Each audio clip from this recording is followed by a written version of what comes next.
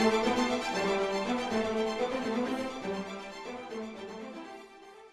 दोस्तों, शारदा इन्वेस्टमेंट के एक और नए वीडियो में आप सभी का स्वागत है। आज है 23rd। निफ्टी अपने टॉप से अप्रोक्सीमेटली मोर देन 1900 पॉइंट गिर चुका है। आज यहाँ पे जो सपोर्ट से उसे निफ्टी ने रिस्पेक्ट किया है और यहाँ पे सपोर्ट लेने की कोशिश की, लेकिन सेकंड हाफ में निफ्टी में ऊपर से सेलिंग आई है और निफ्टी ने आज भी नेगेटिव क्लोजिंग दी है। पिछले 7 सेशन में से 6 सेशन में निफ्टी ने नेगेटिव क्लोजिंग दी है। अभी जो सेकंड हाफ में सेलिंग आई है उसका मतलब जानते हैं दोस्त। सेकंड हाफ में सेलिंग आने का मतलब है कल फर्स्ट हाफ में हम लोग नेगेटिव ओपन करेंगे या गैप डाउन ओपन करेंगे। तो आइए चलते हैं कल के प्लान के लिए कि कल हम लोग कैसे ट्रेड प्लान करके चलने वाले हैं, क्योंकि आज का हमने प्लान जो कल किया था 22 तारीख की वीडियो में आपने देखा होगा, तो हमने क्लियरली यहाँ पे मेंशन किया हुआ था कि अगर निफ्टी ओपन होता है नीचे से और यहाँ से ऊपर की ओर जाने लगता है, हम लोग उसको बाय नहीं करेंगे, बल्कि ऊपर इस सेशन के अंदर इतने सेक्शन में वो रेजिस्टेंस लेके नीचे की ओर आने लगे तो हम लोग उसको सेल करेंगे। और वैसे ही आज के दिन में देखा गया दोस्तों, यहाँ पे जो एक डोजी बना उसके बॉटम पे हम लोगों ने अगर सेलिंग लगाए तो ये कम्प्लीटली नीचे की ओर चला गया। एग्जैक्टली हमने जो सोचा था वैसे ही आज का दिन ट्रेड हुआ, लेकिन आज के दिन के अंदर हम लोगों ने जो गैप डाउन ओपनिंग देखी और वहां से जो रिकवरी देखी फर्स्ट हाफ में, वो सस्टेन न करने की वजह से एक इन्वर्टेड हैमर टाइप कैंडल हम लोग स्क्रीन के ऊपर देखते हैं डेली टाइम फ्रेम पे। लेकिन ये जो कैंडल है ये कब एक्टिवेट होगी? जब कल हम लोग इसके टॉप के ऊपर निकले। अगर इस कैंडल के अंदर हम लोग ओपन होते हैं, चलो देखते हैं 15 मिनट टाइम फ्रेम पे जाके, अगर इसके अंदर हम लोग ओपन होते तो हम साइडवेज रहे, हम कोई ट्रेड प्लान नहीं करेंगे। अगर ये रेजिस्टेंस कल हम लोग निकालेंगे तो ही हम लोग बाइंग का प्लान करेंगे इसके ऊपर, लेकिन बहुत कम क्वांटिटी के अंदर, क्योंकि बाइंग में हमें कंफर्ट नहीं आ रहा है दोस्तों। हाँ, अगर ये लो कल ब्रेक करता है और जो भी करने वाला है, हम गैप डाउन ही ओपन होने वाले हैं ज्यादा करके कल, क्योंकि जो ऊपरी प्रेशर जो है ये आया हुआ, ये दिखा रहा है कि हम लोग कल नीचे ओपन होने वाले हैं। और जो निफ्टी के ऊपर डेटा बना हुआ है ऑप्शन में, वो भी यही सजेस्ट कर रहा है कि हम लोग गैप डाउन ओपन होने वाले हैं। तो हम लोग प्लान करके चलेंगे।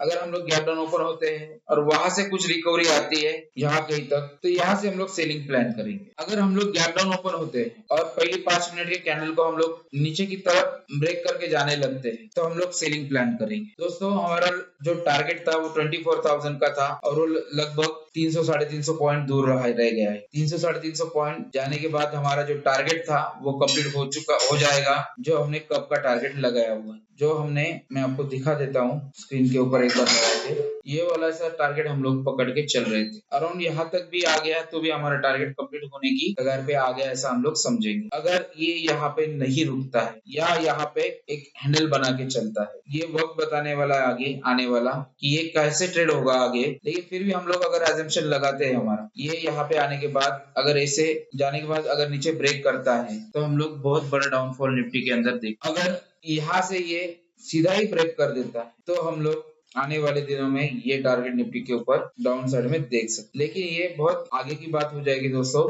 ये अभी बात करना। तो फिलहाल हम लोग इतना लंबा होराइजन लेके ट्रेड नहीं करेंगे। हम लोग कल का ट्रेड प्लान कर रहे हैं, तो कल हम लोग सोच रहे हैं कि ये नीचे की ओर जाएगा और हो सकता है कल हम लोग 24,000 का लेवल भी देख सकते। आई होप आप लोगों को समझ में आया होगा कि कल हम लोग कैसे ट्रेड करने वाले हैं, क्या ट्रेड प्लान किए हुए हैं। हम लोगों ने प्लान किया है निफ्टी के ऊपर, अगर हम लोग गैप डाउन ओपन होते हैं और थोड़ा ऊपरी ओर जाने लगते हैं तो हम लोग यहाँ तक का रेजिस्टेंस लेने तक का ट्रेड नहीं लेंगे, या लेंगे तो बहुत छोटी क्वांटिटी में लेंगे। यहाँ पे रेजिस्टेंस लेके नीचे आने लगता है तो हम फुल क्वांटिटी में इसको शॉर्ट करेंगे। अगर ये यहाँ के अंदर ओपन होके यही घूमता है तो हम लोग ट्रेड करने में इंटरेस्टेड नहीं है। यहाँ ओपन होके ये ब्रेक करता है नीचे की ओर इस लेवल को, तो हम लोग ट्रेड करने में इंटरेस्टेड है। सो दोस्तों ये था हमारा निफ्टी के ऊपर का ट्रेड। बैंक निफ्टी के ऊपर चलते हैं। बैंक निफ्टी के ऊपर हम लोगों ने जैसा कल डिस्कशन किया था, अगर ये यहाँ कहीं ओपन होता है और यही समय बिताता है तो हम लोग छोटा सा ट्रेड ये ब्लू लाइन को रेफर करते हुए यहाँ से सेलिंग का ले सकते, या नीचे की ओर से ब्लू लाइन को रिटेस्ट मूवमेंट का ट्रेड हम लोग ले सकते। अब फिलहाल आज का ये सिनेरियो हो चुका है। कल हम लोग शायद से गैप डाउन ओपन होंगे, इस कैंडल को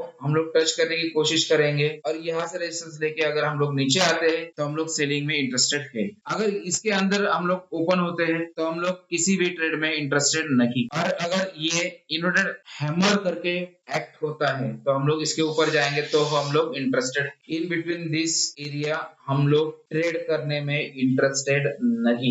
ये बात क्लियर है दोस्तों बैंक निफ्टी के ऊपर।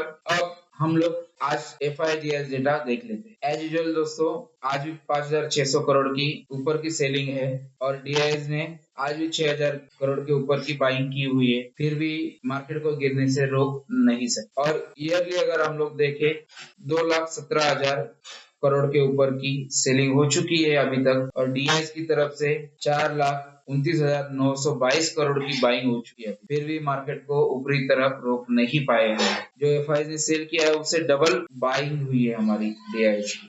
अब चलते हैं कमोडिटी में गोल्ड की तरफ दोस्तों। तो गोल्ड में एक प्रॉफिट बुकिंग आ रही है ऐसा दिख रहा। अभी भी हम लोग कहेंगे कि मार्केट नेगेटिव नहीं है। कल कुछ सीज फायर के बातें चल रही थी, उसकी वजह से भी ये प्रॉफिट बुकिंग आ सकती है, या ये एक्सपेक्टेड था कि इतने ऊपर जाने के बाद छोटी मोटी प्रॉफिट बुकिंग आज आ जाए। चाइना ने इंटरेस्ट रेट कट किया है, पैकेज का अभी तक कोई अता पता नहीं है, ये बात भी मार्केट को खल रही है। और US में या दूसरे देशों में डेटा में कंप्लीटली ये दिखाई दे रहा है कि वहां पे रिसेशन जैसा माहौल बन चुका है। तो आने वाले दिनों में हम लोग कुछ एग्रेसिव रेट कट देख सकते हैं, इसलिए गोल्ड और सिल्वर में डीप में बाय करने की ही हमारी कोशिश रहेगी। आगे चलते हैं दोस्तों सिल्वर की तरफ। तो सिल्वर में भी एक करेक्शन आते हुए हम लोग देख रहे हैं, जो मैंने आप लोगों को पहले वीडियो में बताया था कि हम लोग एक्सपेक्ट करके चल रहे हैं कि मार्केट यहाँ से रिटेस्ट करने जरूर आएगा और फिर यहाँ से ऊपरी ओर निकलेगा। तो इस डिप का हम लोग बाइंग के लिए यूज करेंगे दोस्तों, ना कि यहाँ से सेलिंग के लिए। आगे चलते हैं दोस्तों क्रूड ऑयल की तरफ। तो क्रूड ऑयल के इस केस में हम लोग देख रहे हैं कि क्रूड ऑयल एक छोटा सा नीचे की तरफ से पैटर्न बना रहा है और इस ट्रेंड लाइन को वो रिस्पेक्ट कर रहा है। अगर इस ट्रेंड लाइन को ये यहाँ से ब्रेक कर देता है तो क्रूड ऑयल हमें एक सेलिंग की अपॉर्चुनिटी देगा, जिसके अंदर पहला टारगेट हमारा $61.74 का होगा, दूसरा टारगेट जो हमारा $57.70 का। अभी हम लोग क्रूड ऑयल में बाइंग में इंटरेस्टेड नहीं है। ये हो गई क्रूड ऑयल की बात। अभी हम लोग कॉपर के चार्ट को देख लेते हैं। कॉपर के अंदर भी प्रेशर बना हुआ है दोस्तों।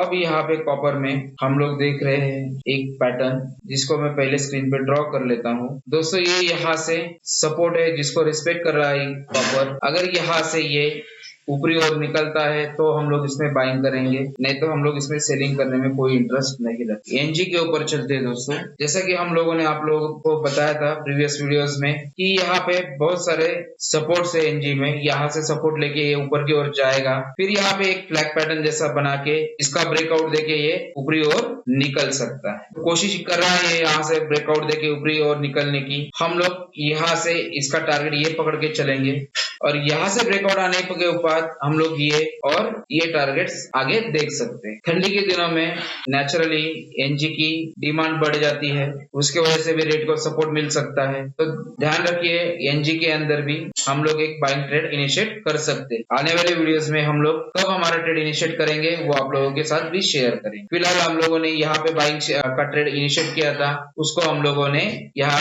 पे एग्जिट किया हुआ, और इसके ब्रेकआउट पे अभी हम लोग ट्रेड प्लान करेंगे, वो भी आप लोगों के साथ शेयर जरूर करेंगे। ये थे हमारे कुछ ट्रेड दोस्तों जो हम लोग आगे प्लान करके चल रहे हैं, और निफ्टी बैंक निफ्टी के ऊपर हम लोग कल क्या ट्रेड करने वाले वो भी आप लोगों के साथ हम लोगों ने शेयर किए। और आज हम लोगों ने आपके साथ जो हम लोग ट्रेड करने वाले वो लाइव में हमारे ग्रुप के अंदर भी शेयर किया हुआ है, और हम लोग क्या क्या देख रहे थे उसमें वो भी हम लोगों ने आप लोगों के साथ शेयर किया है। 2 मिनट में आपको वो भी समझा देते हैं। हाँ तो दोस्तों हमने जब ये OI देखा था यहाँ पे, तो हमने यहाँ पे क्लियरली मेंशन किया हुआ था कॉल सेलर इतने हैं, पुट सेलर इतने हैं। 11:58 पे market going to trap put seller. If you see put seller exit करते हुए हमें दिखे रैपिडली तो हम लोग पुट साइड एंट्री कर सकते हैं और उसको होल्ड करेंगे, क्योंकि वो सीधा सीधा जाने वाला नहीं था नीचे, इसलिए हम लोग उसको होल्ड करेंगे, जैसे हमें स्क्रीन के ऊपर ये चार्ट में दिख रहा है। उसके बाद में नेक्स्ट अपडेट हुई, मार्केट 12:22 पे ये कंडीशन में गया, 2:39 पे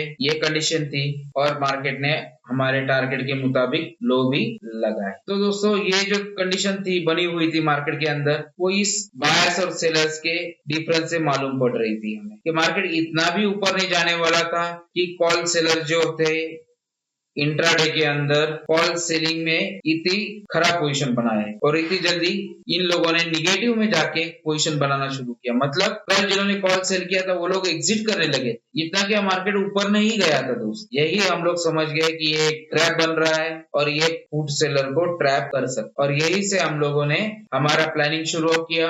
जो हम लोगों ने कल किया था कि हम लोग पुट साइड बैठेंगे और उसी लेवल के ऊपर हम लोगों ने पुट साइड में एंट्री की और रिजल्ट आप लोगों के सामने है। तो दोस्तों ये थी हमारी कल के ट्रेड के लिए प्लानिंग। आई होप आपको आज का ये वीडियो पसंद आया होगा।